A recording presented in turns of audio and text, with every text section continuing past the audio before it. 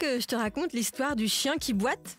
Ok, mais par contre, moi, je ne raconte mes histoires qu'aux enfants qui se lavent les dents. Donc attrape ta brosse à dents, ton antifreeze, allez tu frottes, jusqu'à acheter l'histoire, soit terminé. 3, 2, 1, 0. J'ai une devinette pour toi. Est-ce que tu sais qui on appelle le meilleur ami de l'homme? Tu as une petite idée? Je vais te donner quelques indices. Il a 4 pattes, remue la queue quand il est content et fait ouf, ouf quand il a faim. Et oui, le chien, bien sûr!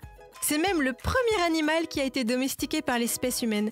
Et c'est sans doute parce qu'il incarne des valeurs nobles, comme le courage, la loyauté et la fidélité, que le chien est souvent présenté comme notre meilleur ami. Je vais te raconter une anecdote qui illustre bien cette relation de camaraderie avec nos amis à 4 pattes. Au Royaume-Uni, un homme qui s'était cassé la cheville et avait dû être plâtré marchait avec des béquilles. À peu près au même moment, son chien Billy, un lévrier, s'est mis à boiter et ne posait plus l'une de ses pattes avant par terre. Alors l'homme s'est inquiété, il se demandait si son compagnon n'avait pas un problème grave à la patte, quelque chose de cassé ou quoi.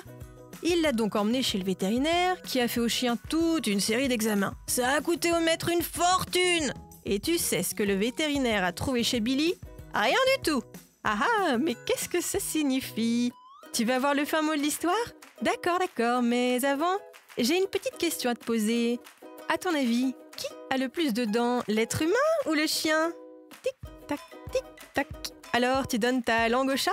Et c'est le chien qui a le plus de dents, 42. L'être humain adulte en a 10 de moins. Et je peux aussi te dire que chien et humain ont les mêmes dents, mais pas dans la même proportion. Pour en revenir à Billy, si le vétérinaire n'a pas trouvé d'os cassé, de ligaments déchirés ou quoi que ce soit d'anormal dans ses pattes, il a cependant remarqué que le lévrier ne boitait plus quand son maître n'était plus là. Bizarre.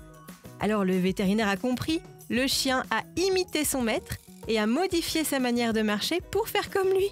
Cette histoire illustre bien l'affection que les chiens peuvent nous porter et confirme qu'ils sont bel et bien nos meilleurs amis.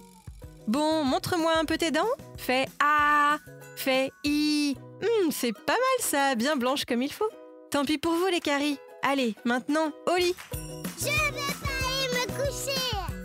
Retrouvez les épisodes des Dents et Dodo sur le site et l'application BFM TV et sur toutes les plateformes de streaming. Si cet épisode vous a plu, n'hésitez pas à lui donner une note, à vous abonner à la playlist et surtout à en parler autour de vous. C'est un podcast BFM TV.